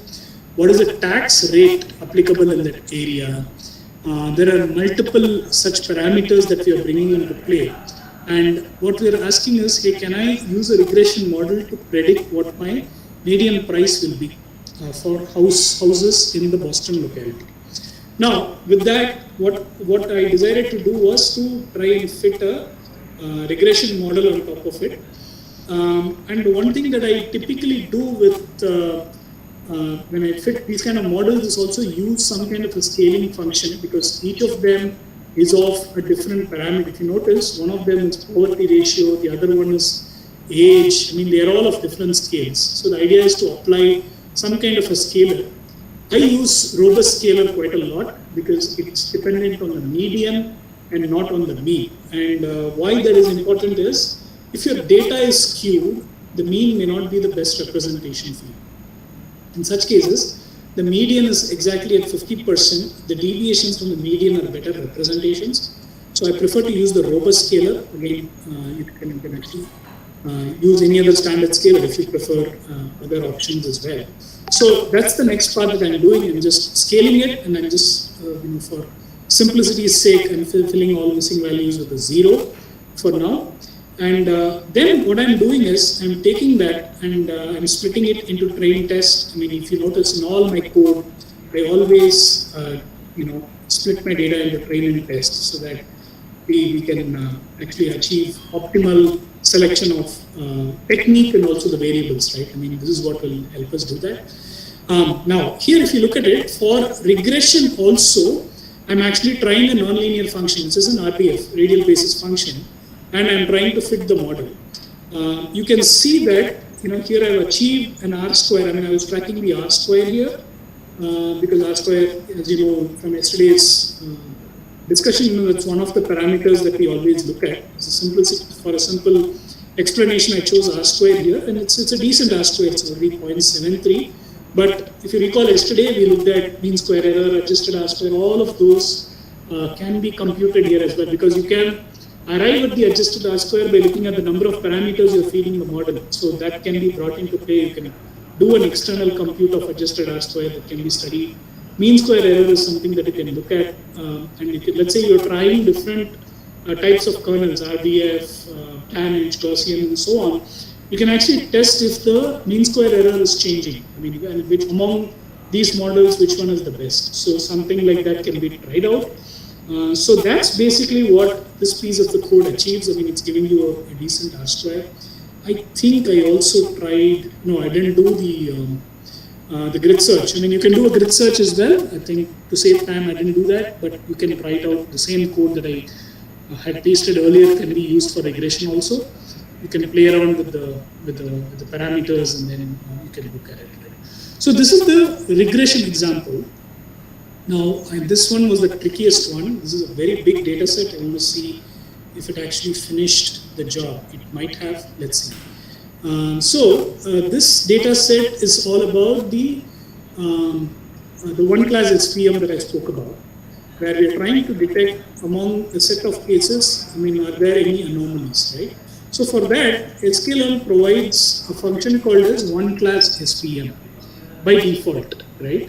You can understand the math behind it. I think it's based on the Scholz algorithm only, but I don't know. I mean, maybe it's SPM also. I mean, RBF also. I don't know if they have it, but I think it's based on the Scholz algorithm because that's the simpler one. That's what we've used here. And if you look at it again, if this data, this is a very random data. It's actually coming from actually one of the credit card data sets that was available on Kaggle, which has a bunch of variables, and from among these variables we have to find out, given an observation, is it an outlier or not. I mean, it has something to do with various credit card related parameters. Maybe it has something to do with income, age, whatever those parameters are, credit levels, etc.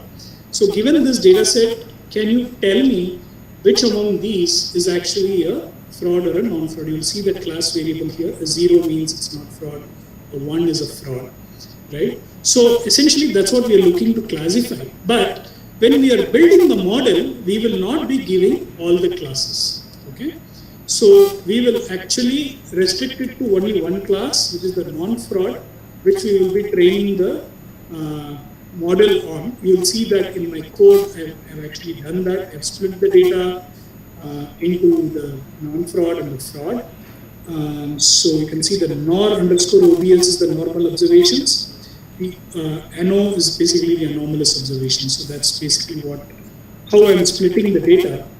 And then if you look at it, here I'm just training it on only one group, the normal observations only, right? So what I've done is, I've split the data, and the first 20,000 observations are actually being used for just training it on that one class, which is normal. And this part of the code actually sets up the data for me. And then we will see what I do next. Now, in the next step, what I'm doing is I'm actually taking the anomalous observations also and appending them together to build a single test data set, which has all the anomalous observations that we have identified. So actually, if you look at this example, there are two data sets. There was a default train and test data set. The test data set had only the anomalous observations to validate the model. But what I did was, for the model building purpose, I actually created a data set which had lot more anomalous observations so that we can test the model more effectively. By removing the anomalous observations from the original data set and mapping it to the test data set, that's basically what this code here is doing.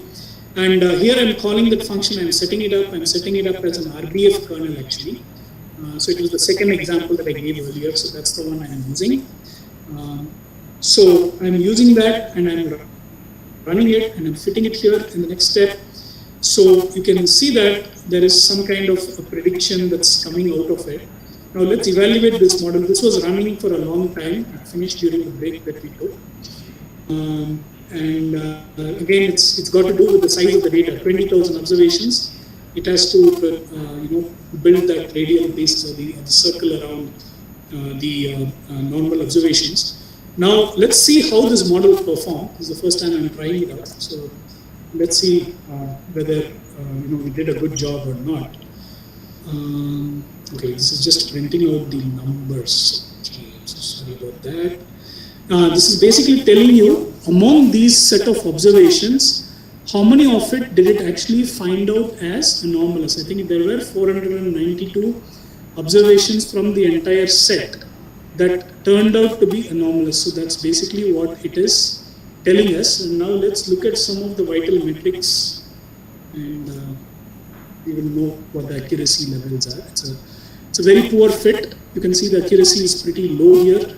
This model needs to be improved upon. Maybe you need to pass it through a grid search CV with other hyperparameters. I've just used the default. I've not changed anything.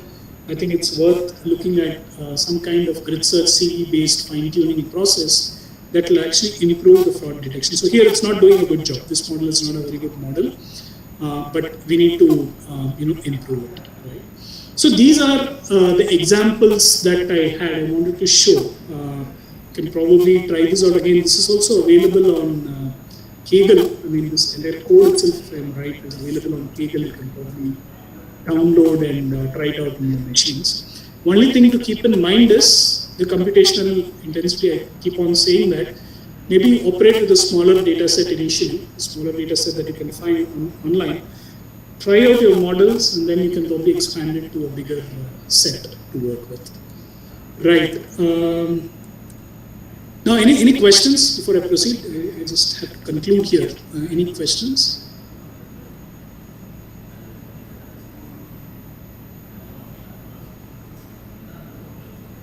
Okay.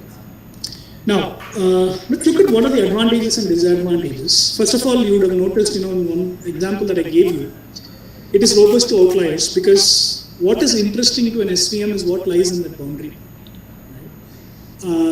If you change the boundary point, yes, the SVM gets altered. But if you change some data point on the either side of the boundary point, there is no issue. So even if you have outliers in your data, it should be able to work well. And that's why it's very handy with that one class SVM. That's something that you can see why it's readily used there.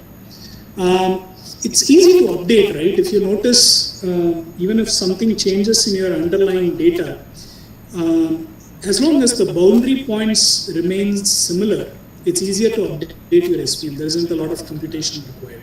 So that is something interesting about SVMs. And generalization is another activity that we all look to do, right? I mean, today I have an SVM that works in one type of fraud. With the same set of parameters, can I take and apply it in another space, right? That is something possible as long as your the parameter ranges are similar. You can take this model and apply it in another area. It typically happens in banks, right? There'll be model built in one geography with a set of features. If the features and the feature ranges remain the same, you can pick it up and apply it in another space. So actually SVM works very well in that particular area. It's easy to implement because all you're dealing with is the support vectors and the equation that comes out of it. Whereas if you take a deep learning neural network, it becomes a little harder. There is always that inference part of deep learning that comes into play. It has to learn the underlying representations. You're not going away from that. Here all you need is that equation and the support vectors, and you'll be able to take it and implement it in other areas as well. So that's one other advantage of SVM. Disadvantages, I kept on talking about large data sets, not applicable, very, very computationally intensive. So it's not worth trying out SVM on large data sets to arrive at an equation. And another thing, I think this is common to any classification model is, let's say you have 30 features and 20 data points. You are not going to get a good model. Because you have more features, there isn't enough data points for you to capture the underlying variance. Right? So that is something to keep in mind when you're working with SVMs as well. Not very different from any other classification model. Right? Noisy data. If you remember, we saw radial basis function, we saw cases where features can get mixed. There can be a new class appearing in the middle of an old class, somewhere in the middle of it. All those challenges are there. And also noise, right? Noisy data is suddenly there is a huge skew in a particular feature which is very, very important. Then when you fit an SVM on it, it will be difficult for the algorithm to learn those relationships and identify the boundary points. So noisy data is very, very tricky. You need, and this is true about any classification model for that matter, applies to SVM as well. So that is something that you need to take care of when you're working with it. Noisy data, identifying noisy data, it comes with trial and error. Again, with different models, you have to test it. You will find that some models are robust to noise. You may want to work with that instead of SVM. So that's something that you need to experiment and learn. Right? So that's basically what I had actually from a SVM, SVR, and SVC standpoint. Happy to take any questions right now.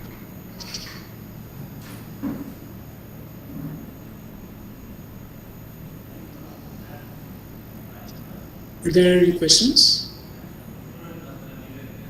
Yes, and I see one question around the notebook. I will download and I will share that with to Manochitra. I think she can send it across to you.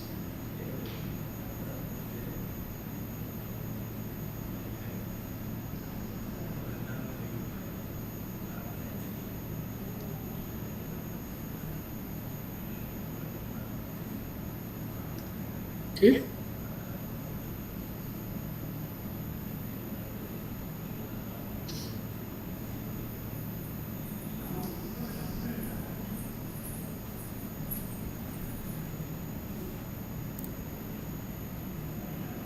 Participants, any queries?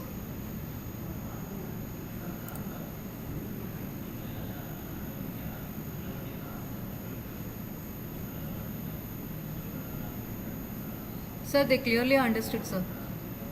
Okay, good to hear that. Yes.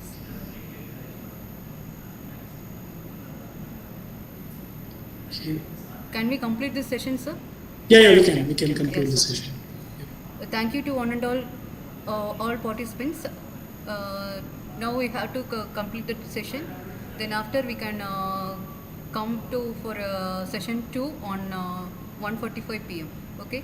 No, ma'am, I think I have my content completed already. I don't need a second session actually.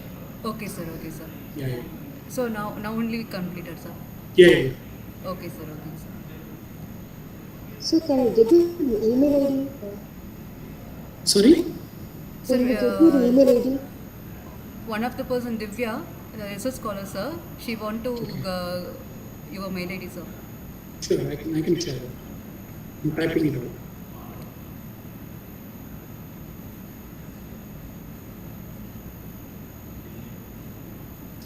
Yeah.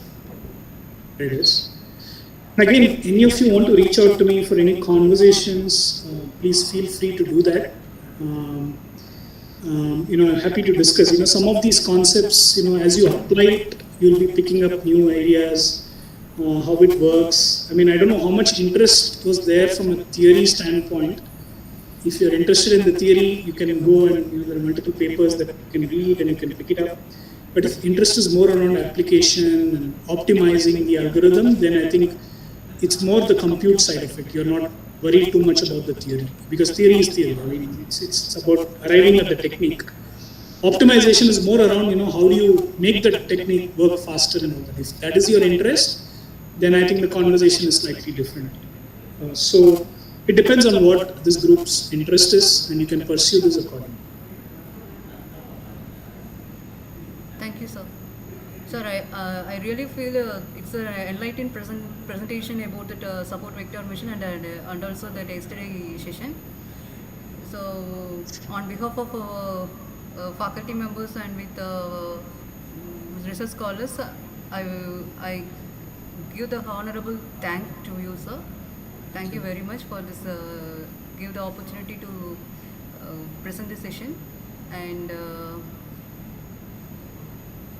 if any time if you want any doubts means, please share with the resource person through the mail and get it, any solutions from him means you can freely to contact with him. Thank you to scholars and faculty members. Thank you, sir. Thank you very much. Thanks for this opportunity. Thank you, sir. Thank you so much, sir. It was very enlightening, and especially the mathematical and theoretical part, which most of the people never cover. So it was very helpful, sir. Thank you so much. Yeah, I'm glad. Honestly speaking, I didn't go into the depth. I had to stay at a certain level, but I'm glad it helped. Sure, sir. But still, sir, you raised the curiosity actually for us to go and research more. Got it. Yeah. Happy to hear that. Thank you, sir. Yeah. Thank you. Thank you very much. Can we wind up, sir? Yeah, we can. Yeah. Yeah, sure, sir. Thank you.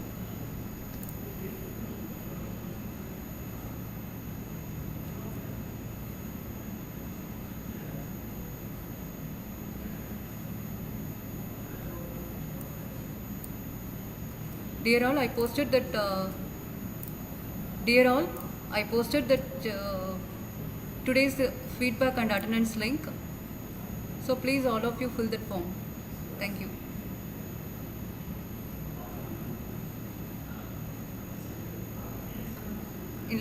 Later, I will inform the session when we will start. Okay. Thank you.